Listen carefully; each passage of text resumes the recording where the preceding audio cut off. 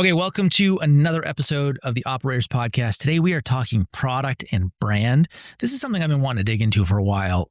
This is with Mike and Sean, and I think this is just a fun topic. I think we're all in consumer. We don't talk about product enough. Product is like the growth lever, and yet we're all talking about Facebook ads like 9 times out of 10. So we kind of want to start changing that. We want to talk more about product on this show. So I hope you enjoy this episode. As always, we have to give a shout out. We have 5 sponsors on the show. They make everything possible. It is Fulfill, it is Northbeam, it is Ceres, it is Postscript, and it is Rich Panel. Without them, none of this happens. Thank you to those guys. Let's get into the show.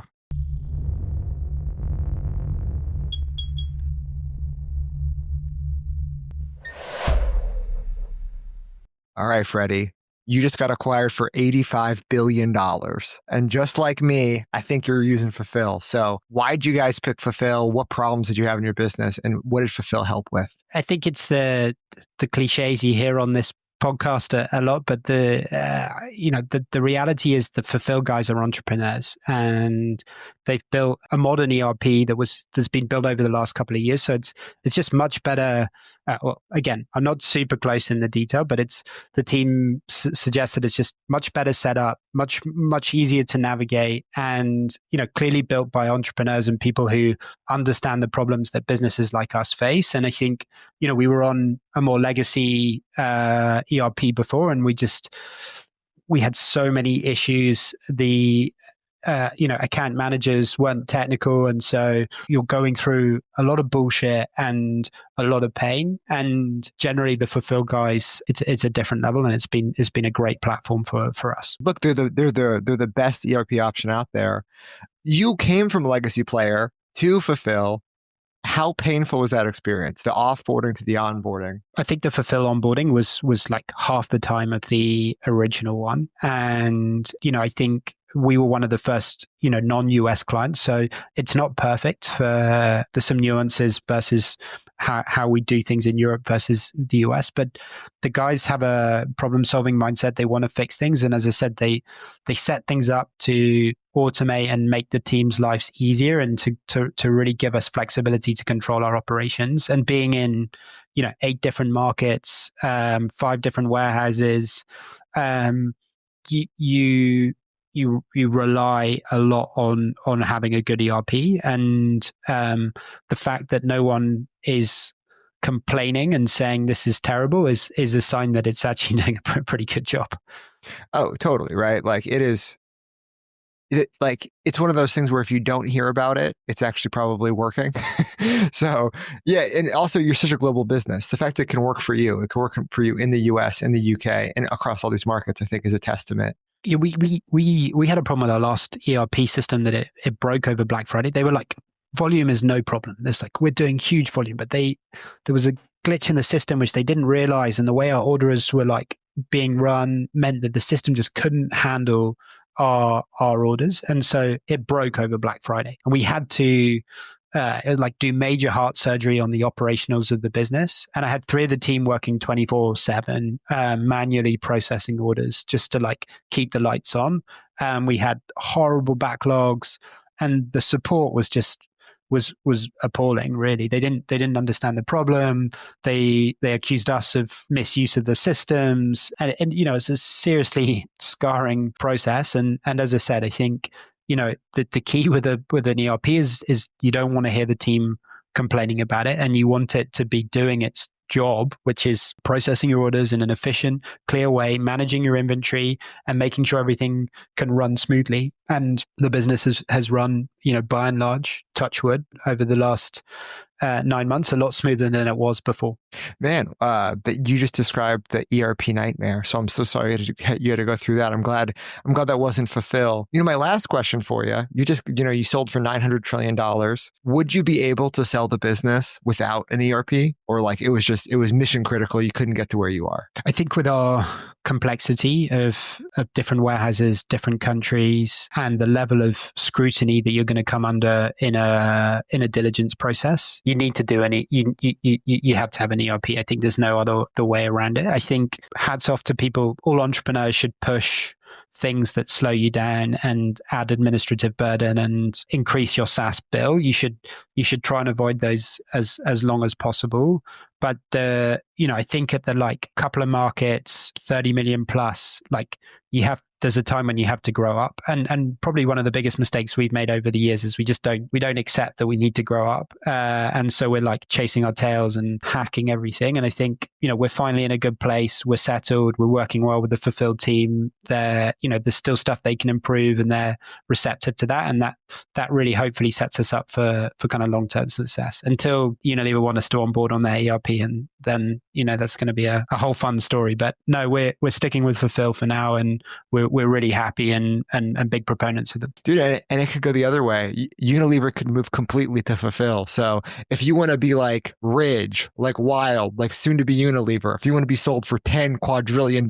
Yeah, if you want to make 10 billion, this is what you got to do. That's how you become successful like me. It's all about your ERP.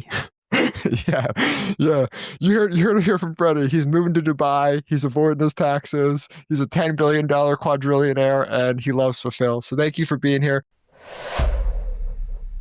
It is actually kind of an interesting insight in somebody's world to look at what do their text messages look like. And then another one that really blew my mind, I don't know if you guys have done this, is just like scroll Instagram under your wife's account or scroll and it's just like, whoa, this is a different world. Like I feel like I stepped into like a different reality because this looks totally different than what I get served algorithmically.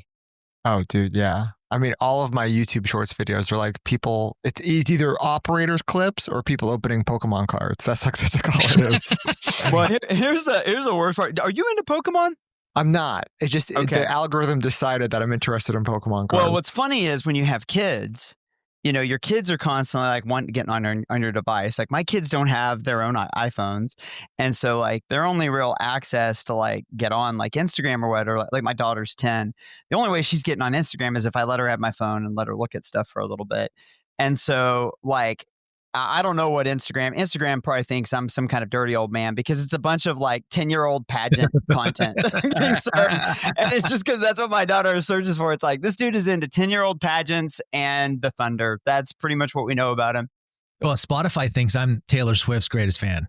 Oh, man. Yeah. Because, my kid listens to Taylor Swift every time we're in the car and it's hooked up. And I'm like, I no longer have my own musical preferences. It's just whatever my kid wants to listen to. Totally. Man, Mike, you brought up the Thunder. Last week we were at the Meta event and we were, flying back home. Connor landed in Salt Lake City and he was going to miss the game. So he just stayed inside the airport bar and watched the game. And somebody had a simple modern water bottle and he starts talking. He's like, "Oh, I know the guy Mike," and the person's like, "Yeah, I know Mike." And then so it's a bunch of Oklahoma City fans sitting around, and then one of them's like, "Oh, you guys from Oklahoma?" And then they start talking, and like that guy's mom like was the teacher of some other person at this like small little table. So apparently everyone in Oklahoma knows each other. They're all somehow related, and you're a superstar there, man. So it's so good.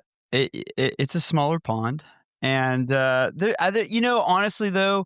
I enjoy it. I enjoy being in a community where there is some connectiveness, and there's so many things that are great about big cities, but it is easy to feel very disconnected from other people there. And I think there is more of a sense of community here. This is definitely not e-com content I've taken as far afield from. No, it's great. I actually do want to go back to the whole logging on to Instagram as your daughter. Do you guys have phones with other profiles that are not like your content, but that are actually tuned to like your customer?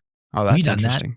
No, that's smart. I mean, to some extent, like we employ a bunch of people that are that customer, but that's super interesting, Matt. No, we've never intentionally. Like think of how cheap that is, right? So it's like you buy a phone, hook it up to your Wi-Fi, create like under whoever's account, like create an account. And just give it to like somebody on your team who is that customer. Like in my case, like I'm not a 25-year-old female. So like that's largely who we sell to. So like have a phone that is just, that's the algorithm. It is tuned to that person. And that's it got me thinking just like, I want to talk about product today. And like, how do you figure out what to make next? Right. I think that's like an interesting question. And one of those things, and like, so there's like, you could be very customer driven. So whatever the customer wants, or you could sort of do the like classic Steve Jobs thing. The customer doesn't know what they want. I'm going to go make something. Because I know that that's going to work. I didn't know where you guys landed on that. How much of your product development was like very rooted in customer? I think Sean, yours is, from what I know about you. But Mike, I'd love to hear, like, how do you guys figure out what categories to go into as Simple Modern? Because you don't just sell drinkware. You guys are in a bunch of stuff. You're muted. Mike's on mute. Mike, you're muted. Yeah. Yeah, I think it's a great question, and it's especially a good question because we've had things that worked and things that didn't. And really the dominant thing that worked for us, if you look at the last 10 years, we're about to have our 10-year birthday, and which is kind of fun because it's just like you've invested enough time that you really do start to like see some themes. And the dominant one that worked for us is we realized we're really resonating with women 25 to 45. And these are the moms. And if you have a great relationship with mom, then you really have a chance to do really well with kids, especially young kids. And in a lot of ways, the adult drinkware industry has been very trend driven. Like, I mean, you guys have seen this with Stanley, and now it's Awala. Like, it's one of the crazier stats I've seen. In 2020, our estimation was that 20% of the searches on Amazon for drinkware were happening under branded terms. In 2025, it's 70%. So it's a category that's become way more brand dependent in 5 years, which is interesting because it's kind of a commodity category. And the experience I've had of operating a business in this has been that it's incredibly frustrating to be in that kind of a category because the ground can move under your feet very quickly. You can become the hot thing, somebody else can become the hot thing, and it's these waves. We expanded into kids, and I'll actually give a specific example. The very first thing we tried to expand into outside of drinkware was backpacks, and we tried to do adult women's backpacks, and it went terrible. I mean, it was lighting money. Do adult women buy backpacks? Yeah, exactly. I mean, we were like, it was just a flawed thesis. We were like, well, backpacks is a huge category and, blah, blah, blah. Well, nobody wanted to buy the backpacks we were selling. But we actually thought, well, wait a second, we've put some work here into backpacks. Kids backpacks is a huge category. And if we could expand, and that was actually kids drinkware and kids backpack happened at about the same time. And those were home runs for us. So it's actually a really interesting example that backpacks for our core customer was a terrible idea, but backpacks for our core customers, family members, was a great idea.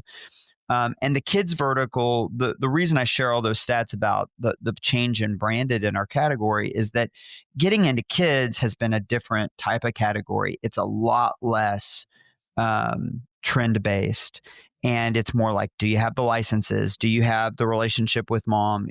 And so that category has been way more moated, I would say, and has just been a consistent performer year after year after year with growth. So probably one of the 2 or 3 biggest wins in the company was choosing to expand into kids. And it really has created more stability in the business and diversified. And it also diversifies our year. In terms of like, seasonality. There's a really clear on the calendar, like, okay, back to school is going to be the focus for these weeks. And so there've been some places where kids has helped us to get it. Kids has helped when adult has struggled.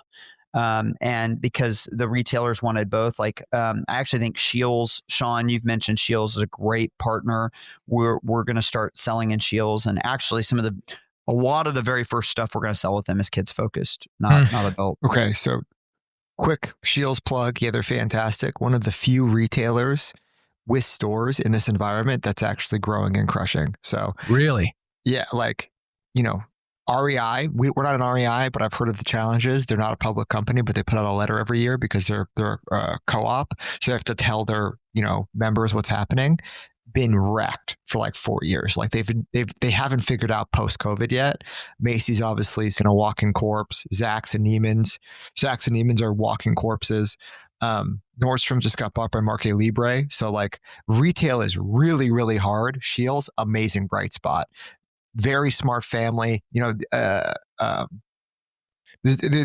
a couple other retailers that are crushing it, but they come top to mind. The other Very thing cool. Oh, sorry. I was going to say, Mike, you brought up being in a category going from commodity to brand focused. That is so interesting. Like, Matt, that hasn't happened to phone cases yet. I mean, but like leggings was what people bought, and then Lululemon came out. That was a big cultural shift. And now nobody's typing in generic legging terms, right? Like it's Aloe versus Viore versus whatever else. So it's all branded. Yeah, Matt. And it's incredibly ironic that this has happened during a period when it's easier than ever before for anybody to source quality leggings or a quality water bottle. Maybe it's attached. Maybe that's inevitably what happens when it gets to where anybody can make a quality product, that brand matters even more to people. I don't know. But when we first got into drinkware, my number one risk, like internally I felt, was that this category is just going to commoditize. That Yeti will be first, and then gradually, like, you'll just get a flood of cheap stuff, and people won't care. It just hasn't gone that way at all. I honestly, I think that most commodity categories over time, guys, eventually turn into identity categories, which is where brands start to matter. I mean, cars. Like if you look at it, like just look at all durables, all things over time. Like trace how we bought stuff as people back 100 years. It's like things used to be in little boxes under counters, and you would just go into a Selfridges and say like, I need a pair of leather gloves. And they would pull out a box. And it's like, I got this size, and this size. And you have one color, it's black. Who makes it? Who gives a shit? It's a pair of leather gloves. And then eventually, and like shoes were like that. Everything starts off as like, it's made, it's consumed.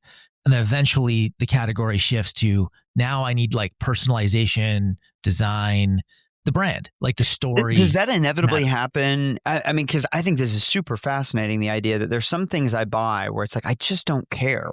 And then there's other things where I do. And what is that line of demarcation between the two? Like, why does that happen in some categories and not others? Honestly, I don't know why it happens in some categories, but I can tell you it happens in all categories because human beings are meaning-making machines. That's what we do as a species. Like, we make meaning out of everything. So, is it meaning or status seeking, or are we saying the same thing? It's the same thing. Like meaning is whatever somebody, it's super subjective, but like it happens in everything. I suspect it will happen in wallets. Like, well, it already has. I think it already has. I mean, Sean has more search terms than men's wallet or wallet. You've posted those screenshots, and that's quite an accomplishment. Like, you've turned men's wallets into a status thing where I think it's exactly what you said, Matt. I mean, like, gosh, growing up, it sure felt like a black or brown, generic leather wallet. Like, who cares who made it? And now it's a thing. So I think I was the first one on the team here to use Ceres because I was really excited about getting a data warehouse at HexCloud. I just felt like with all of our channels, everywhere we're spending, we had a bunch of different tools that we were looking at. And I just wanted all the data in one place because I just thought that we were missing out and leaving money on the table. And I really thought that having a clean data warehouse we were going to make money. Like, we were just the return on this is huge. And I'm seeing it already. I asked the growth team at HexCloud to send me information, and like they sent me these awesome looking sheets, and I'm like, is that from Ceres? And yeah, I'm like, so I'm stoked. Everyone at the organization is adopting it. At the management level, for me, it's really, really important that I don't have to go. People send me 5 different spreadsheets or digging around, and they pull data. Like, every single piece of data at HexCloud is being pulled into Ceres, and I'm really stoked. Yeah, Jason got me on it. And I was super hesitant about data lakes, data warehouses. Like, you hear these things all the time, and I'm like, our business is too simple. Like, why the fuck am I going to pay an additional fee to have, the information I already have access to put in one place? But then they actually set the thing up for me, and then I realized like how backwards what we were doing was. So we have something called the Daily Growth Dashboard, okay? And it's all spend from all marketing channels and all revenue from all markets put into one thing. And then that's just grown over time. We've been using it for like 8 years at this point. So there's so much data in there, and it's so manually manipulated. So we have somebody pull in Ring revenue in Canada every day. Okay. So we probably have 4 full-time people who are just feeding information into this. And Ceres just replaces all of that. Ceres is like, look, we'll just hook up directly into all the Shopify markets. We have 5 of them. We'll pull in all of the Amazon markets. We have 8 of them. We'll pull in wholesale information. We'll pull information from Fulfill. And so I've rebuilt the daily growth dashboard, but with actual data connection and not just people typing shit into spreadsheets. So you get more accurate information, and then you just have the next layer of insight to pull from there. So now I can see Ring customer cohorts from Amazon. We never had that before because no one was actually pulling that information in. So yeah, it's pretty cool. Yeah, I mean, it probably pays for itself just from like the data entry employees that don't have to do that anymore. And what I'm most excited about too, Sean, is like how we layer AI over all this data at some point. You know, like I want to chat GPT this stuff and just be like, hey, tell me what this was then, and compare this year over year, and not have to like log in and look stuff up. Like I'm getting Tableau reports and things like this out of it, but I want to just be able to talk to it and get it there. And I think that's next. Yeah. And so one reason I was hesitant is I thought the future would be Shopify built an AI, right? Or Claude hooks up to Shopify and Amazon and all these different things.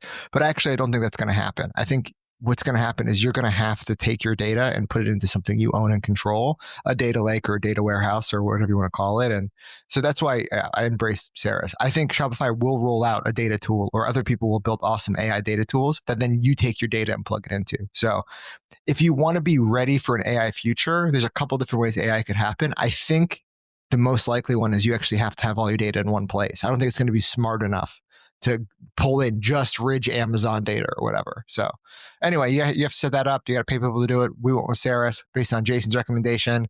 I'm paying them. I was paying them before they sponsored the podcast, but they liked Jason so much, they came on board. So thank you so much. Well, Mike, what don't you care about? You're like, oh, some stuff I don't care about. And I'm thinking about my life. I'm looking around. I'm like, I purposely bought all this in my house. So yeah, dude. Yep. Well, I mean, I'm wondering if some of this is income dependent, because it for sure is. Because I had a period where, you know, like my salary was like $20,000. And so I was happy to buy great value stuff at Walmart. I'm like, I don't care what the brand is. This is half as much. And that was my thinking. And it's interesting, even like, gosh, this is a good example. Okay. So I was going to imitate early. I don't know if you guys have seen this, but there's some early operators where Sean it's like an NBA post game, just, you know, with the shades on. It's hungover Sean. This is so like I'm at Costco. My relationship with sunglasses is that I lose them. You know, like it's almost like a game. It's like, how many days will I go until I lose this pair of sunglasses?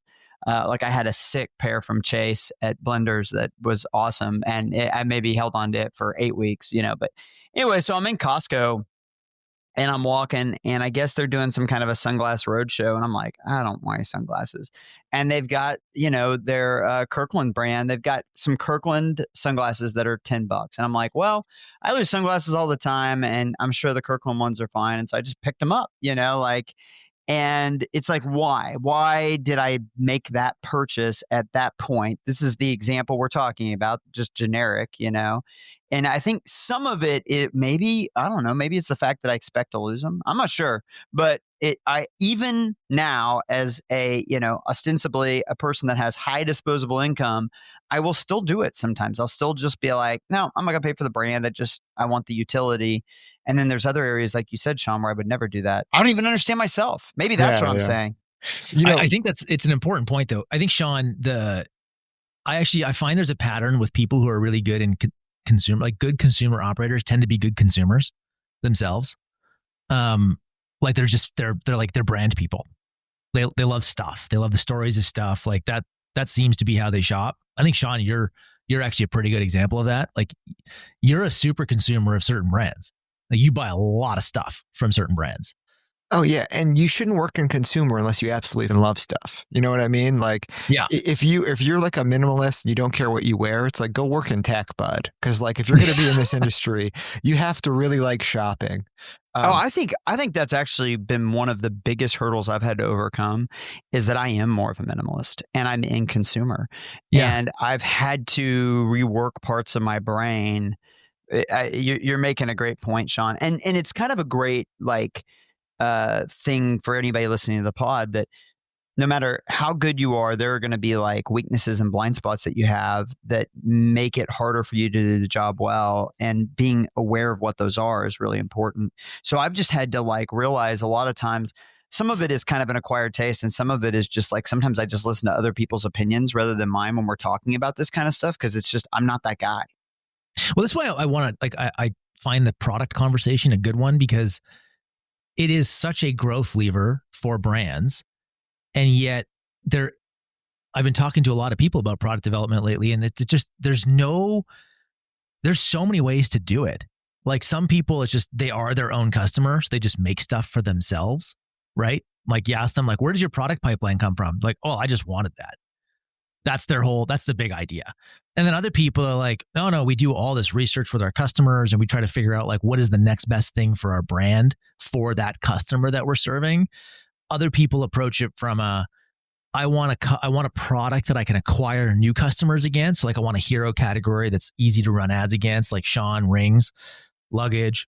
I just find there's so many ways to come at the product angle that I don't know what is the advice to give to like a younger, like newer founder. Like, we've talked about expanding categories in the past, but I don't know that we've really gone into the, like, how do you figure out? Yeah, what once to you make pick next? a category. Well, and I think one thing that I'll throw out here, Matt, that I've learned, this isn't answering anything, it's just kind of giving like the tensions, is that if you're all feedback, all kind of derivative of what's in the market, and just like, I'm going to ask customers everything, then you're never going to come up with something that's really remarkably different.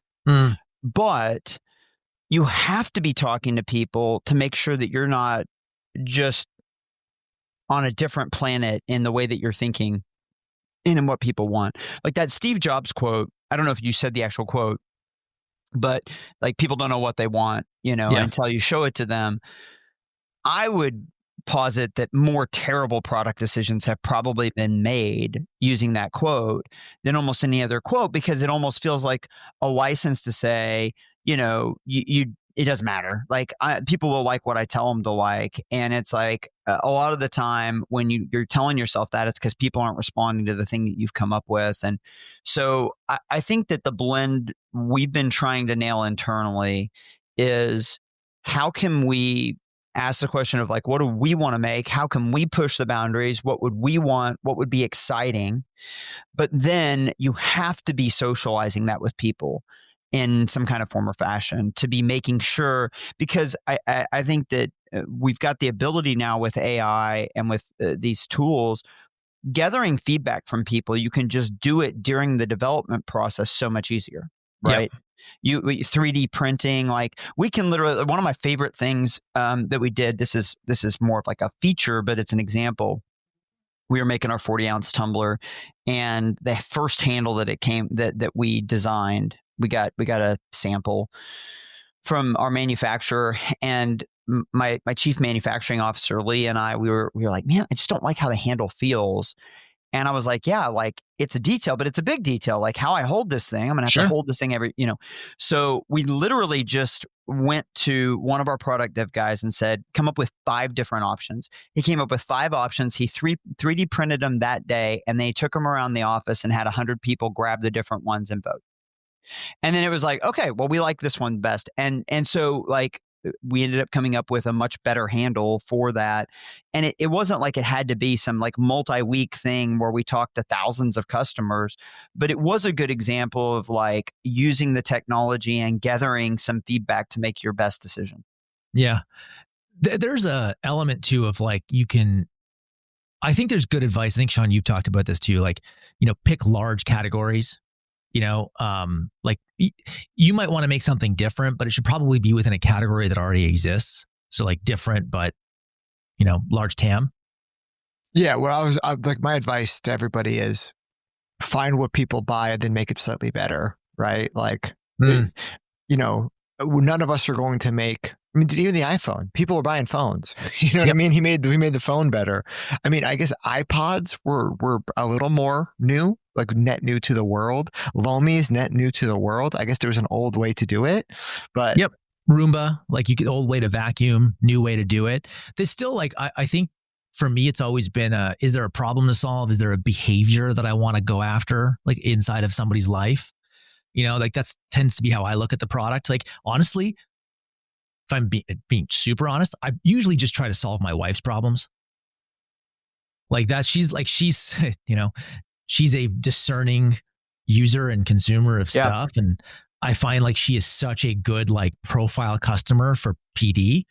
So let's pause there. That is my equivalent. Like when you were talking about, hey, do you set up a social media, whatever? It's like, it's my spouse. And I think with our company, I think our initial kind of leadership team was almost all male. So the spouses have made a huge impact. Everybody was married, have made a huge impact on the direction of the company. Many of the best ideas came from our spouses. It's interesting on the kids thing. You know where that insight came from? We started making some kids drinkware prototypes, and I showed them to my wife, and she was like, "Hey, earlier today I was looking at the Pottery Barn catalog, and I was ordering for the kids." She's like, "That is what you should build," and that was literally like $100 million observation. Yeah. And it didn't come from me. It came from my wife, because she understands. She is the customer. Yeah, it's so funny, man. You should see my Instagram feed right now. Like yesterday, my kid had birthday parties all weekend. Okay. So like, and Mike, you know what this is like.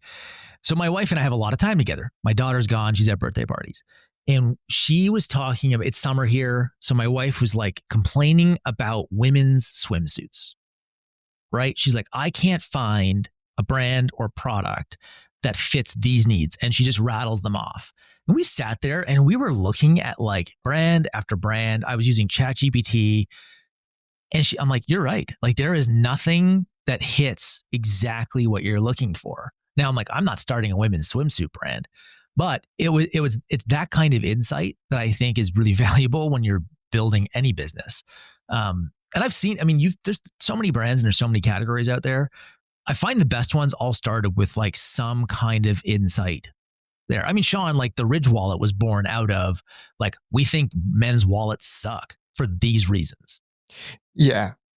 Quick aside, swimwear brands crush. There's so many of them that I will do a swimwear brand. They have amazing margins because women will spend $200 on a very small amount of fabric, right? Yes. Like it's a weird market to get into, but I've met a lot of people who totally But that crush. one is interesting, Sean, because it's like, it kind of fits with Matt, what you were talking about. It's 100% about how you are going to look in that thing, right? It's literally almost no utility, Yeah. As long as it's fabric in front of the right places, like that's it. And, that was the insight that my wife, she's like, no, I need utility. Mm-hmm. She's like, I actually need it to do these things as a mid-40s woman. Interesting. Like, here are the functions I need, and wasn't getting it from anything. Oh, did Mike just lose Mike? Mike left. He's like, I don't want to talk about women's swimwear anymore. Yeah, he's gonna get canceled.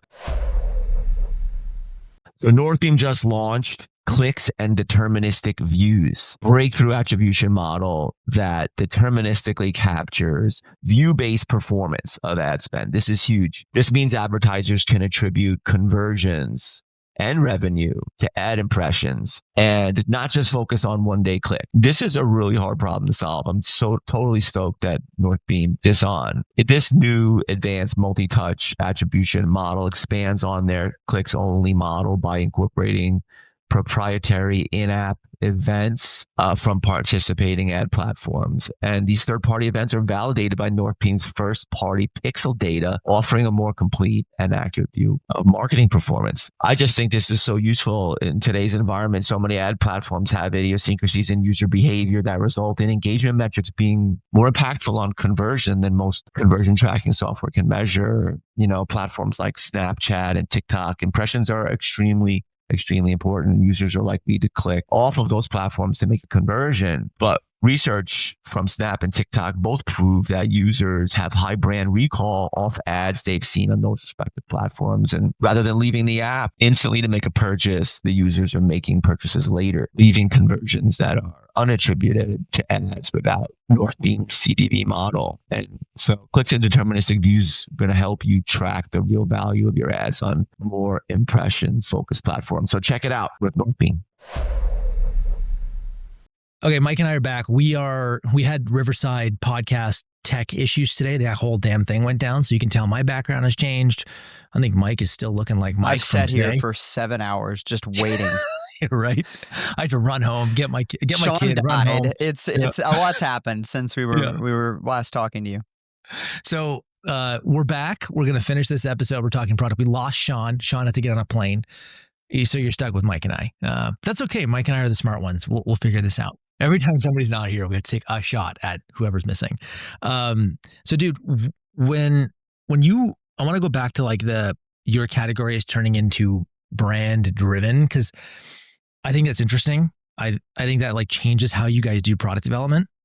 How do you react to that? So like, how are you guys going to shift how you go to market now? Yeah, I mean, I think that the question we keep asking ourselves, Matt, and I really don't know the answer to this. I mean, I have heard a lot of people give a lot of thoughts, but how do you really define brand and the way that people think about your brand? We know a lot of the ingredients. We know the quality of your product, the way that you position it, the marketing you do, the way that people talk about it, the features that you have and distinctive things that you have that other people don't have. But it is an elusive idea. Obviously, if anybody had the answer, here's how you build brand. That person, is going to be a gazillionaire. And maybe the issue is not that it's elusive knowing how to build brand. It's how do you economically, affordably build brand. It's like, sure, if I've got an unlimited budget and I can run Super Bowl commercials like Jason, then I can grow awareness and I can grow brand. And if I feel okay about giving away chunks of equity to influencers, then I can grow brand. But at what cost? Like what we're really trying to figure out is, and here's what I think is hard. What's hard is you kind of go out into the marketplace and say, well, how are other people growing brand? What does this look like? And what you realize is it's very difficult to really take too much from what other people are doing because everybody's running such a different race. Like a great example, 2 of the 4 people on this pod, their brands have really tight relationships, like equity level relationships with an influencer. Yep. But that's just not really on the table for us. So it's like, it's cool. And I love learning about Gordon and how they're doing it. I mean, Hexclad, like, listen, I bow down, but like, it's not really on the table for me. And what's interesting is it isn't for most people, Mike. Well, and what's interesting is I've been asked by my, my CMO, he's like, who would we be willing to give equity to? And I'm like, I don't even know that there's an answer to that. Like, I don't even think there's a person. That's why it's not available to most people. Yeah, exactly. Like, it's like, there's not an obvious, like, who that person would be. I'm like, maybe Jennifer Garner 10 years ago. I don't know. But so anyway, like, it's been a really challenging conversation, and I've enjoyed it because I felt stretched by it. And that one of the things that I keep coming back to, I mean, this is probably just a shortcoming in me, and like, I don't have a marketing background and, whatever, but it's like making a great product at a great price is always the best brand. But I branding. think that's an important thing. So like, I am a marketer and a brand guy, I would say, more than anything at this point in my career. And like, it's what I study. There are brands that I could point to and say, like, that is a product driven brand. A good case in point would be Dyson. Like Dyson, I think product all day long. That's what defines Absolutely. Dyson. You know, and even when you go to their site and you look at their retail experience, it is all around innovation. That is the brand. Yeah. And then there are some brands where it's like, our brand is built around value, right? That could be another way to do it. Yeah. Our brand is built around scarcity. Pila is trying to build a brand around design and like travel, doing things like get outside and, you know, like the outdoor voices. Like, I love that idea. It's like, this is for normal people who do things. So I think it really is like, I actually do think that there's a lot of consumer companies that should build brand around like a product or like a defining feature or a set of product attributes. That is how you build brand. Like, I think you make a great product for a great price. That is what can define the brand. And you can kind of carve out in your broader category. You can say like, this is where we're going to carve it out. Like, we're going to make a really like best in class product and we're going to do it at a better price or a value price point that nobody else is willing to do. You know, Yeti has built their entire brand around this like tough product Outdoors. position. Yeah. Outdoors. Yeah. And, Like built for the wild. They've done a great job with it. Right. So I think, I actually do think that all conversations in consumer, like brand and consumer, do come down to product. If you look at like how Kith does things, like everybody loves to talk about Kith, but they do these like crazy collaborations with other brands like Kith, and I don't know if it was Kith or Aimé Lynn Dior, but they did like a thing with Porsche. And I'm like, that's how you build brand. Well, the Dr. Squatch, I mean, you're right. Like the Dr. Squatch angle is a great example of the Sydney Sweeney bathwater soap. Like we've heard the number on that. It's a big number, you know, that they paid for her to do that. It's in the millions, and they sold 5,000 bars of soap, but it gets people's attention. I mean, it communicates irreverence. It communicates, like it grabs headlines. You get a ton of just kind of earned media. And, you know, one of the ideas that I keep coming back to, Matt, this is probably about as insightful an idea as I've had. And by the way, the reason I think this is so important, we were talking about drinkware and we're like, well, why is it that drinkware has become much more branded? Is this what actually happens to, you know, even commoditized categories? And we had talked about before the episode, we didn't really go this direction. For everybody listening, sometimes we kind of have a way that we think we're going to go, but we also let it kind of organically flow. We're not super structured in how we approach the pod because we like to just be able to have conversation. But I've remarked to several of my close friends that I actually think consumer and having a great brand is one of the few places you can hide from AI. I mean, you watch videos of them of robots folding clothing, and you see the models getting better, and you're just like, well, where do you hide?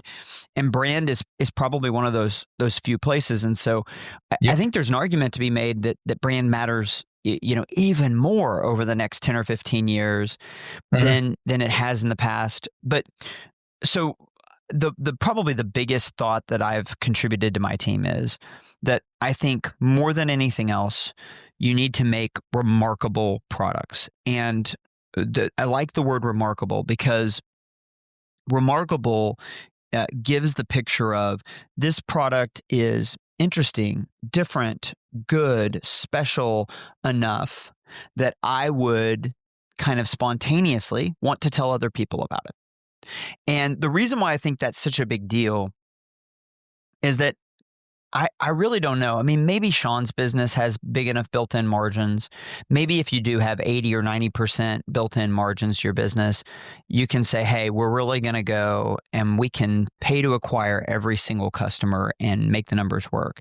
But most businesses don't work that way. The only way most businesses work is if a lot of your customers, you're getting them organically, you're getting them through word of mouth, you're getting them through your wholesale partnerships. And if you need to kind of pay to acquire every single one of them, it's just simply not going to work. And so we're starting to kind of really hone in on this idea of being remarkable.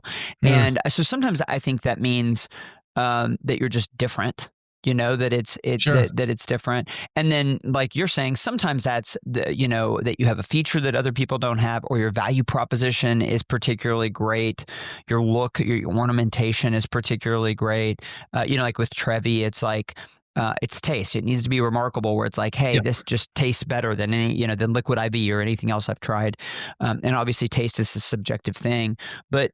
So that's kind of my North Star now, is that if you're going to build a brand, you've got to build something that's remarkable, because making unremarkable things in a commoditized world, there's just no way that works out in the end. See, I would argue that the Ridge team has the margin they do because they have built the brand and they've been able to level their prices up over time. So the margin dollars are there to run that acquisition machine.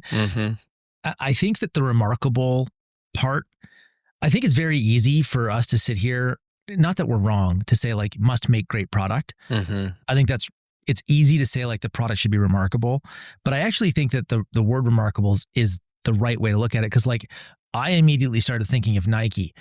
I don't know that I've ever had a product from Nike that is remarkable, but it is hard to argue that there are few greater brands built in the last 50, 60 years. And what they've done is they've just made remarkable moments. Like they've always been great at that. It's like the Colin Kaepernick, take a knee thing. Like they hit these moments. And maybe it's been a while since they've done that. And maybe that's why they're having a harder time right now. But like, I do think that consumer products are a great place to be right now. I think part of that is AI for sure. I think the other part of it is that like what we buy is like, it is a part of our identity. Right. Like behind me, like there's things on my shelves. Well, people here. are searching for ways to express their identity more than ever before. Man. Partially because many of the things, Matt, that traditionally people found identity in, their communities, their church, the social networks that they were a part of, like they're just not there. This is one of the things that, unfortunately, the digitization of society has done, is it's broken down some of the institutions and the things that it turns out we really do need. That we need a sense of belonging. We need a sense of identity. As a side note, this is my theory around what happened during the George Floyd protests. So it's interesting. I haven't shared this story publicly, but there was. I actually was off work the Friday that the George Floyd thing happened. I had just been going hard. It was COVID. It was just a really difficult period. And so I was like, I need a day. And so I just took a day. I spent it with my kids. I didn't even find out. So I think it was a Friday. I didn't even find out that it happened until the end of the day, because I was just kind of like, I'm not going to be online. Unplugged. And so, it was heavy. I mean, it was just a heavy time, and that was a really heavy thing to happen. It's like, gosh, how does that happen? And so anyway, it gets to Sunday, and, I was off Friday. It's Saturday, Sunday. And a member of our team posted a very critical message, not in the all hands kind of Slack channel, but in the Slack channel for leaders, just saying like, well, the silence is deafening here. Like, why have we not come out and made a statement? And it was really one of those moments where I was like very caught off guard, because I was just surprised. I just hadn't thought about it that way. And I know you and I have talked about this with your team as well, that I just hadn't even thought about that anybody at any time was like, my response to the George Floyd thing is I need to know what Simple Modern or Mike Beckham thinks about this. And so why would they? Why would we need to know what Nike or Coca-Cola thinks about this? And I think that the answer goes back to exactly what you're talking about. When you're looking to brands to serve kind of the role that like the church or, your local community used to serve, then all of a sudden you need them to speak on things, and you want them to like their perspectives on things that like historically we would have never thought about that. And you got this weird intermingling where it's like everybody had to make a statement on Instagram. And I think we've stepped back from that a little bit. I think that everybody kind of realizes like, wow, okay, I think we went too far. I think there was an overreaction. But it's interesting to kind of ask the underlying question of like, well, how did we ever get to a point where we were like, okay, every company needs to step up and kind of give their perspective on this political or that political issue? Yeah, I agree with that. But I also think, I think the downside to brand being the thing that we're all building, or that like many of us would like to build towards, is like we want brand equity, and it's a way that we can have moat. Sure. Is I don't actually think that you can build brand without deciding what you do stand for. And I'm not saying that a brand needs to have a social issue or an environmental issue. Like I actually don't. I think 99% shouldn't. But I do think that brand is identity, and that you do need to say like, this is what our brand identity is. And if it was a person, these are the things that they would believe in, and this is what they would talk about. And I think that I think what we experienced, or what we're even seeing today, is I still think there's a lot of people out there where there is an expectation, from their experience with maybe not your brand specifically, but like I see this sometimes with ours, especially with Pila, because we service millions of people around the world. They have an expectation of us based on what we have already said and what we have already put out into the world. And I think that I sometimes get frustrated with it, but I also have to look at that and say like, well, that's just the brand we've built. And, we think we're in control as brand builders. We think we're in control of what our brand is to customers, but we partially Only are, partially. we're mostly not. Only partially, yeah. We're mostly not, yeah. Most of it comes down to like what this idea of portable stories that you're talking about, like, and you can create portable stories with product. So like in the D2C world, the early version of D2C was like, we're going to really focus on the unboxing experience. That was like the big innovation in D2C, was unboxing is going to be more magical than it is in a retail store. And then you saw like this current crop of D2C companies, like you got a lot of people really focusing on product. It's a much better product than maybe the incumbent, right? And I think then there are other brands that have actually focused more on the brand part. So like to me, a traditional player there would be Patagonia. Patagonia has very clearly said like, we're building our brand around things we care about, not around the things. The product has to be good. Sure. Well, and for them, there's such a tight integration. And I think that's the best, is when what you stand for and then the products just cleanly overlap. Like the kind of people that are going to be the most passionate about the environment are the people spending the most time in the environment. Yes. Rock climbing or hiking or whatever, and they make the best stuff. It's interesting also because like the way if you read their story, like they were innovative and they made the best stuff for that. And so totally, I wonder, is it a chicken or the egg? Did Patagonia become Patagonia because first they made the best stuff for doing things outdoors, and then obviously they were about the environment? Today, the way that we view that brand, I think, is brand first. Like I view it as a brand first brand, but I don't think that's actually how they became what they were. No, I think they was the through Genesis product. Story is more product driven. Like he wanted to make, and he made products that he wanted to use. I do think that the best consumer companies tend to be founders that had an itch to scratch with product. I think you're right. I think that this is why founder-led companies, especially in consumer, you just can't really build a great consumer company where you're like, I'm just trying to do what the people want. It's like the Dysons of the world. It's like, no, I'm just really excited about making the best vacuum cleaner in the world. And if people want to buy it, that's all the better, and Sinra talks about this on the Founders podcast. I think he does a really good job. It's like you just find your life's work, whether that's, making chicken fingers with canes or vacuum cleaners or whatever that is. And then you're just really excited about that. And I've struggled a little bit about this because it's like, I like water bottles, but I'm not like, it's not like, man, this is everything for me. But I think what the way it showed up in my company is I have been very passionate about the idea of what a company can be. And so for me, the product that's actually been the driver of the brand for Simple Modern, and I think that this is maybe part of the reason why our brand has the most loyalty the closer you get to the company, both geographically and just proximity, knowing more of the story, is that the idea of a company can be a really radically different thing that impacts, tens of thousands, hundreds of thousands of people's, millions of people's lives in one way or another. That's a very motivating idea to me. And I'm happy to do that through selling water bottles or electrolytes or whatever else. It's not the individual product that's got me. I mean, I like product and I like creating things, but I think that that's been the more motivating idea for me. And so sometimes you see that as well, where, and I think, like you said, that's where Patagonia's eventually gone, where it's like, they're just passionate about the environment, Yeah. And now they see selling all these products as a way to fuel, the environment. And interestingly, they've come up with some great brand positioning ideas from that. Like the idea of on Black Friday, they're like, don't buy anything, don't buy anything, reuse something because that's better for the environment, which is like just a fantastic, brand positioning strategy. I would say, like, I think it's probably broadly true that if you're going to be in consumer, you should be in a category that you do like. Mm-hmm. It doesn't, like, I don't buy into the whole, like, you should, follow your passion kind of thing. Like, not at all. Like, I clearly am not passionate about phone cases. But I still I like building the business, and I like the challenge of like building them on demand and the manufacturing. Like, I like the design element of what we do.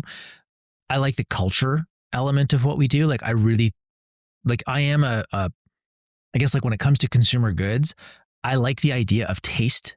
I think that that's like an interesting concept that, like, we, make things that appeal to people. Mm-hmm. So, like, having taste is something that's interesting to me. So I tend to be attracted to product categories that, like, okay, I like this problem. I think this is worth working on. And I generally am a broad, like, I like consumer goods. Now, I've met a lot of founders who are like, I don't think they actually like consumer goods, but they're in consumer because they feel like, maybe this is a good place to build a business right now. There's a very similar dynamic in the NBA where you have some guys that are in the NBA because they were born tall, or they can really shoot a basketball well. And we've all known people like that, people that had a skill, and it wasn't because they were particularly passionate about that skill. They were just good at a thing. And so it's interesting because in the NBA, you have some guys that are like that it's like, well, hey, I'm tall and I'm good at this thing and I can make millions of dollars doing it. I don't really love it. It's just my job. Yeah. And then you have guys who, this has actually been one of the interesting things about the Thunder, to bring it back to us talking about earlier, because I think there are fascinating parallels between that organization. I mean, they've built one of the all-time best sports teams, and they go and find guys that just love basketball. They just, all they want to, and listen, I love Oklahoma City, but you better love basketball if you're going to be here playing because it's not like it's not LA. There's not a lot going on. Yeah, it's not a tier 1 market. And well, exactly. And, it's actually interesting. One of the things that they do, you can track in basketball, like how much better guys get through their 20s. And usually you kind of peak around 27. And for some reason, OKC's guys are just getting a lot better in their early to mid 20s than they should. And I'll tell you what it is. It's that they're just focusing on basketball. They're just spending a lot more time than guys in other markets just in the gym. And I think that there's something to be said for that like, when you really love what you're doing, you just end up spending more thought, more effort, and everything is just a little bit better. And that compounds over time. And if you're in consumer, just because you think it's a great place to make money, I think the other reason why you'll eventually wash out is that there's just periods that suck in consumer. Oh, dude. Yeah. It's like it's unstable. Yeah. To say the least. Most brands are leaving money on the table with SMS. Not us at Ridge. SMS is our #1 revenue driver, and Postscript is the reason why. Here's the deal. SMS is an email. If you treat it like email, you're doing it wrong. Postscript gets it. They help brands like ours turn SMS into a high margin, high ROI channel. And here is 5 reasons why Postscript prints money for us. They stole the 5 reasons why landing page from all the D2C operators, but here you go. 5 reasons why Postscript print money for us. One, we stop wasting sends. Blast and text randomly, bad move, expensive move. PostScript dialed in our automations and subscriber LTV tracking. The results, our abandoned cart recovery rate doubled. They told me that. They did the data. It doubled. More subscribers equals more cash. List growth isn't just about getting numbers up. It's about getting buyers in. PostScript's AI pop-ups and cashback incentives powered by Fondue grew our list 3 times faster. And those people are actually spending money. AI-powered SMS equals instant conversions. Customers don't wait around. If you're not answering instantly, you're losing sales. PostScript AI does the heavy lifting. We went from hour-long response times to closing sales in seconds. An hour-long response time is actually best in class. We have an amazing customer service team using Rich Panel and other awesome tools, but it still takes hours to respond to all these people coming in. With AI-powered SMS, we're getting instant conversions. The number 4 reason why PostScript is the king of SMS. PostScript auto-optimizes for profit. They have this new thing called infinity testing. It consistently finds the best messages to send. No guesswork. We saw a 20% revenue boost just by letting it run. Number 5, we're not getting fined. One SMS compliance mistake equals a lawsuit. PostScript makes sure we don't mess this up. We scale without worrying about legal headaches. The bottom line is brands are winning at SMS and growing faster than anybody else because they're using PostScript. If you're serious about scaling up, go to postscript.io, tell them Sean sent you, and get a free SMS audit. Your competitors are going to do this. If you sell pans, they are rushing right now. So if you are not on PostScript, you got to get here before your competitors. Get that free SMS audit. And the results for Ridge in 2024, we had 1 million opt-ins. We had 500,000 new subscribers. Revenue was $37 million, grew 100% year over year just on SMS. The ROI, 108x. This is a 151% increase year over year. We had a 106% increase in revenue, 108x ROI, and close to 500,000 new subs. SMS is killing it for Ridge. We think PostScript is the way to go. We think PostScript is the best name in SMS. They have a 5 reason why. They're not going to waste money on send. They're not going to leave your customers out to dry. You're going to get more subscribers. They're going to instantly convert them with AI. They have auto optimization for profit. They're going to keep you compliant. I think SMS is still the frontier of messaging to customers, and PostScript's the best name in it. Ridge did $40 million in SMS last year. This year will probably double again, $100 million in SMS probably because of PostScript. Thank you for sponsoring this podcast. Thank you guys. Talk to you later. Look, I think what you're hitting on is, and you referred to your company in the right context, I think, is the company building part. Like the company itself is a product and it should be treated that way. I think where consumer companies or consumer founders can take a page from tech is if you look at it, like Facebook has product teams, but there's nothing that they make up until very recently where like you hold it in your hand, like outside of Oculus and the glasses, like they're a digital product company and they have lots of product teams and lots of product owners for lots of different products they would consider a product. And I think when I look at the business, it's like my manufacturing facility is a product. Like we have like a person who owns that and is constantly making it better, and you treat it like a product. I look at my business like a product and how I design it. Right? Like I'm designing the organization and the thing that we're building, and like it's got its own roadmap and its own vision. Yeah. It's no different than a product. And I think a lot of people coming into consumer goods, I do think there's an element of like, you need to really care about your product category.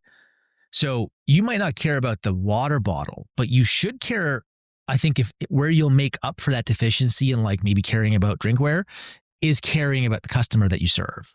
Well, and absolutely. And one of the things that I've learned through operating a few different types of companies is that there is a piece of the compensation now for me that I make something that people understand, and that most of the people I know have one of our things and have had a great experience with it, and is actually like, that is non-trivial. It's non-trivial to make a physical thing that people get, that people have, that people like.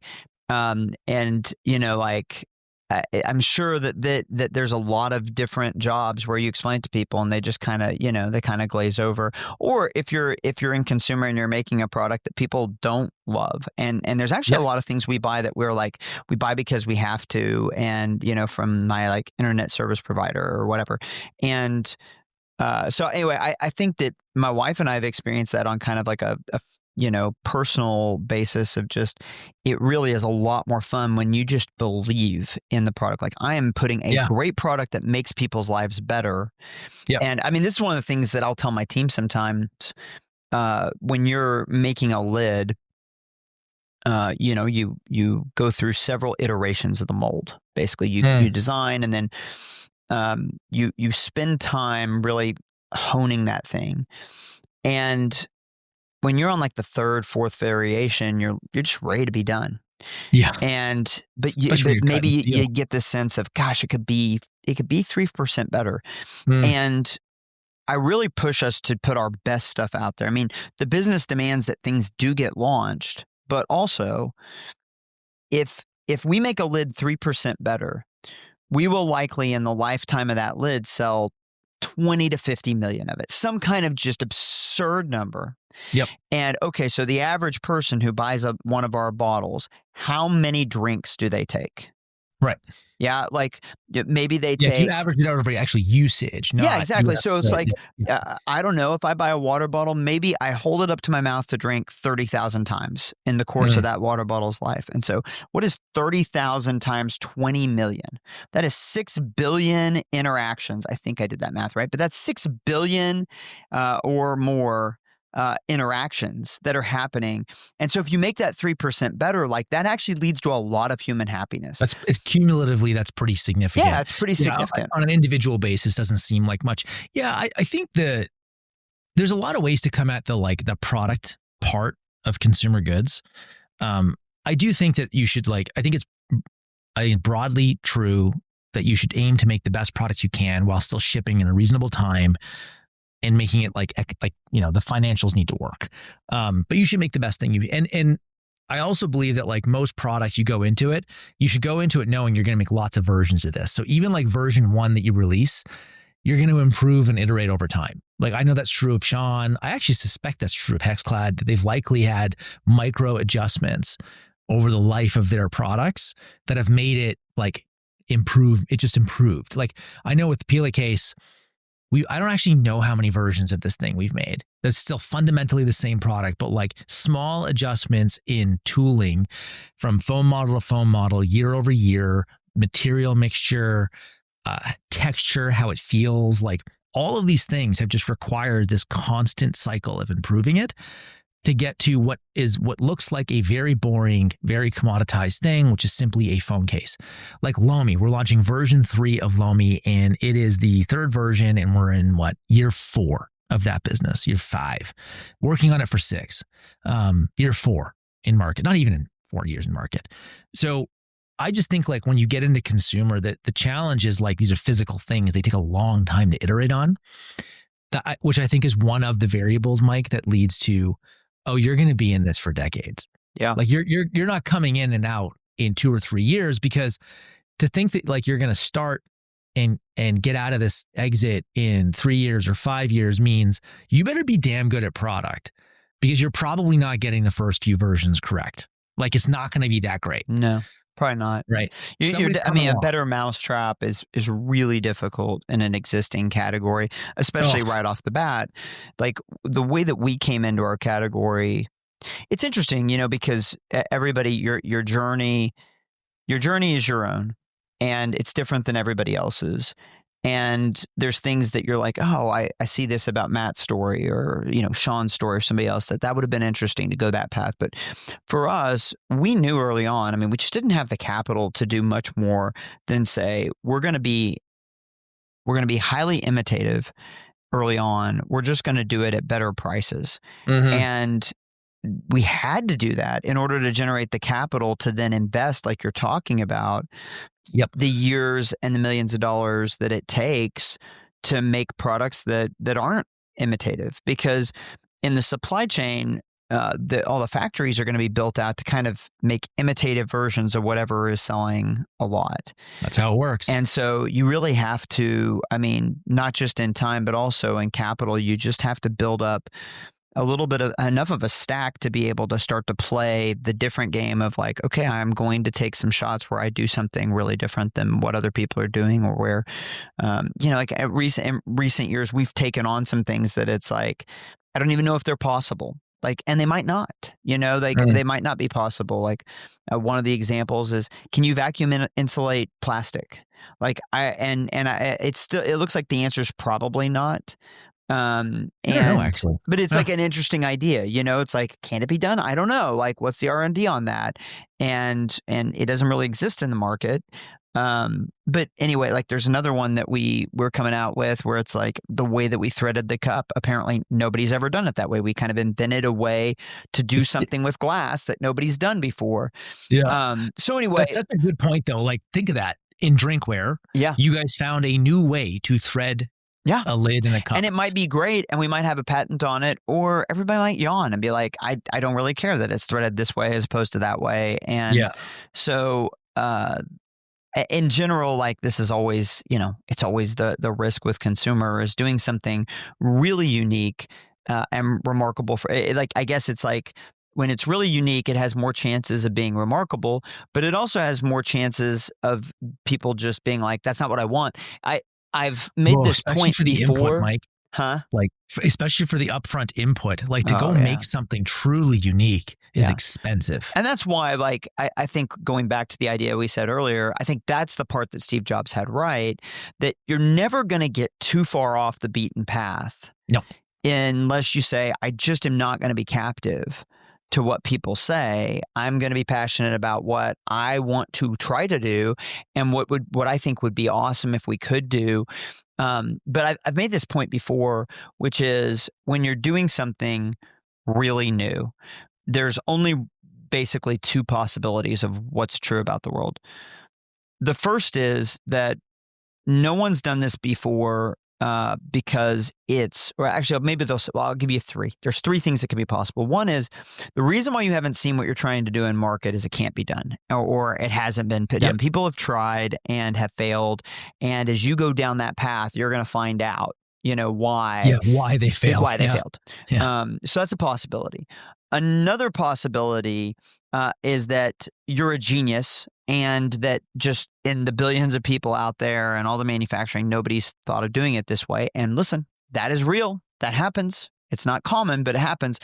And then the third possibility is that when you release the product, nobody's going to buy it because that's not what the market wants. And that there was a reason why the market didn't have that being offered. And that is that the market's smart enough to know that that's not what people want. And when you're in consumer and you're making something totally new, you're betting on that middle path, that very low probability that like, I'm just smarter than the market. I just see something that billions of people didn't see and it is possible. And, so that's where I think some of the like belief in self and the optimism that borders on, being naive comes into play because it is actually a pretty insane thing to say.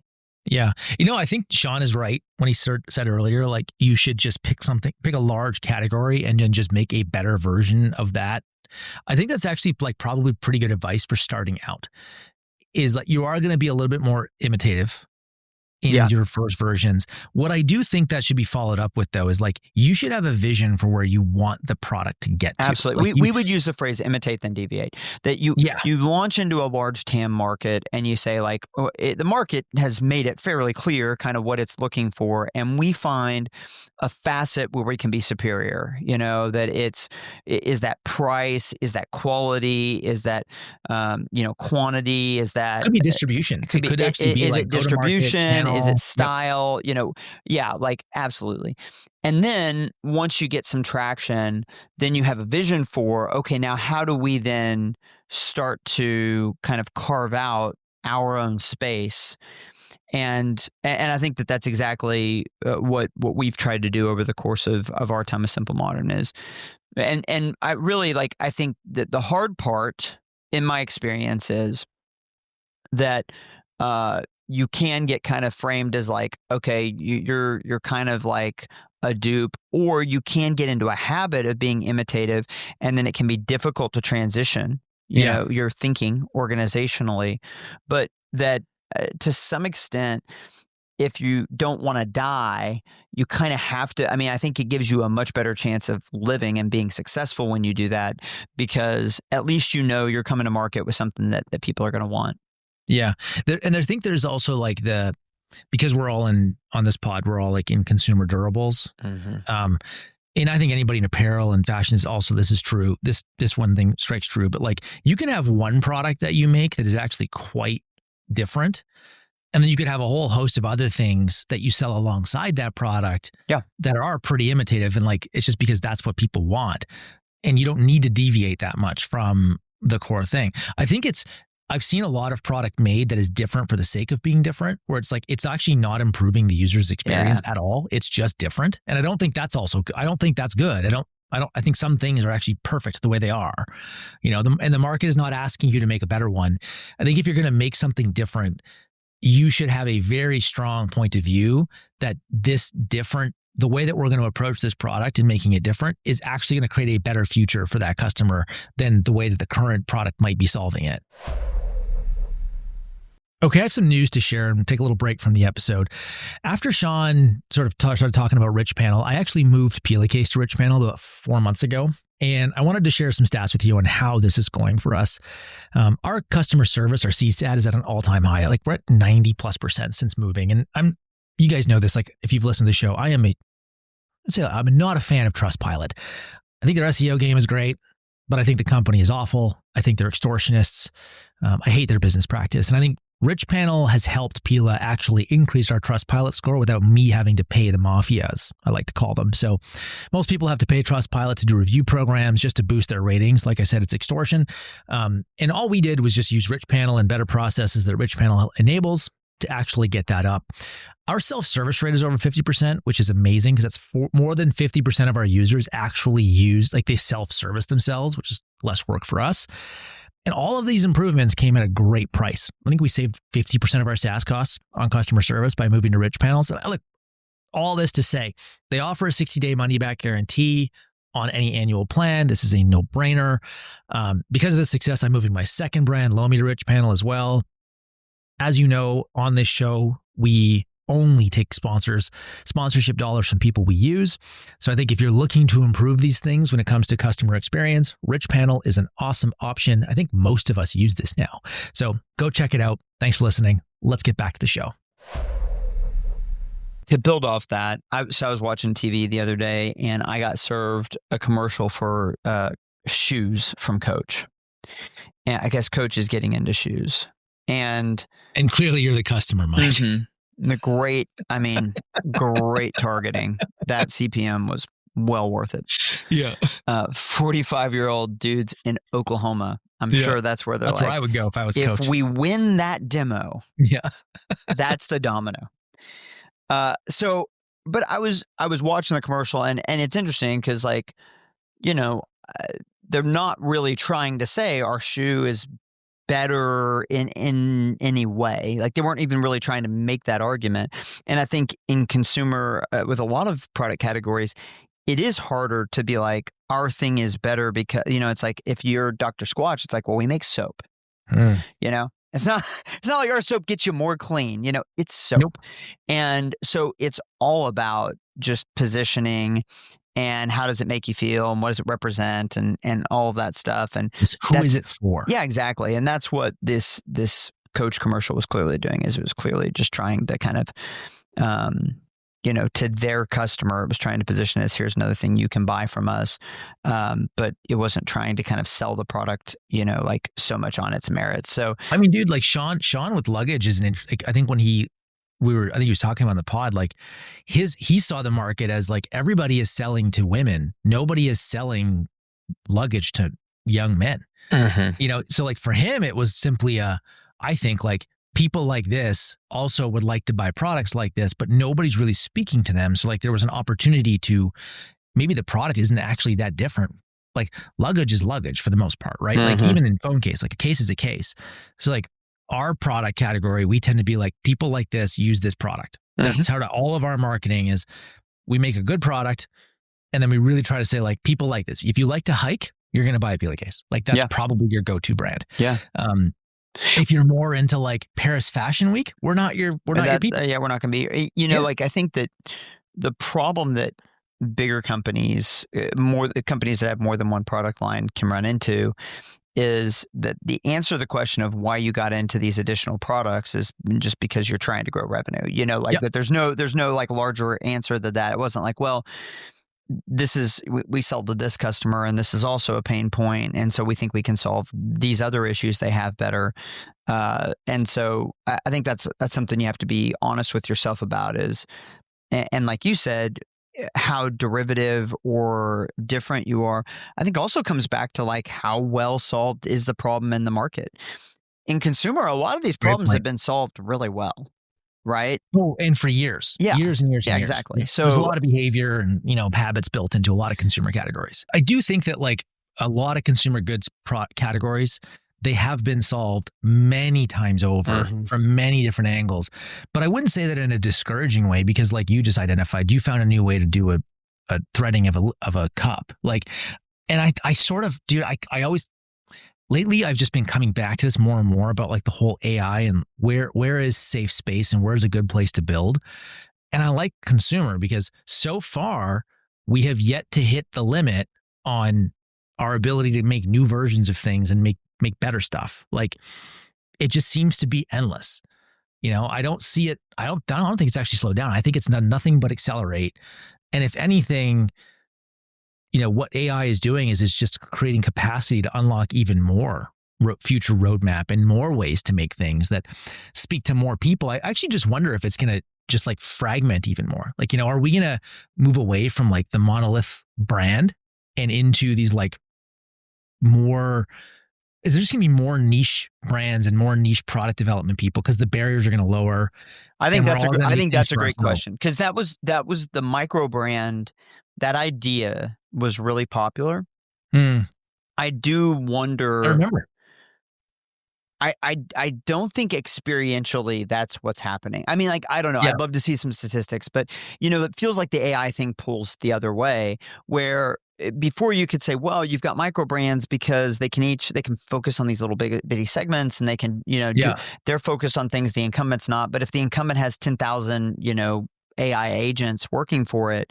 Yeah. So I'm not sure. I do think though that the thing that makes consumer always have opportunity. Yeah, it's interesting. Somebody on Twitter wrote something basically saying like, I feel like there's a lot of pessimism espoused by some of the most successful people in CPG. It's kind of a pull up the ladder behind you mentality. And I said, I hope you haven't heard that from me. I think if anything you've heard from me is that I now appreciate how unlikely Simple Modern was. Yes. Yeah. To succeed at this level.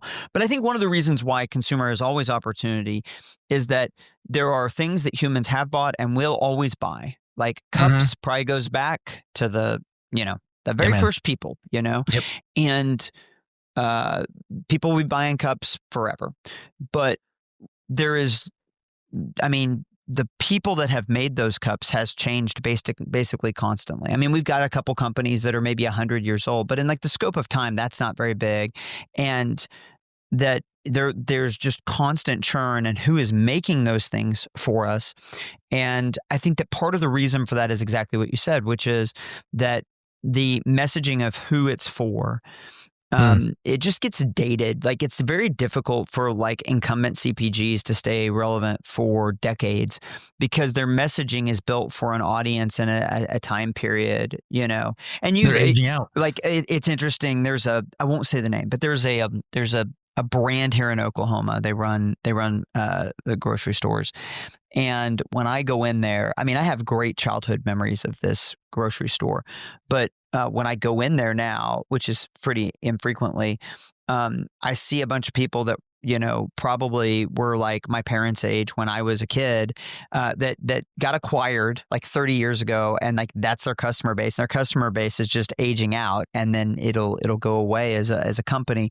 And that's the way a lot of brands are. It's like they resonate at a point in time, and then you kind of resonate with a cohort of people, and then they go through the life cycle, and you're not really speaking to new people. And part of that is that generations have different value sets. So if building a brand is all about having a point of view, you can't really create a brand that has a point of view that's generationally durable, or it's difficult. Maybe there are some that have been able to pull it off, but I think you really have to reposition a brand every so many years, or you can't pull it off.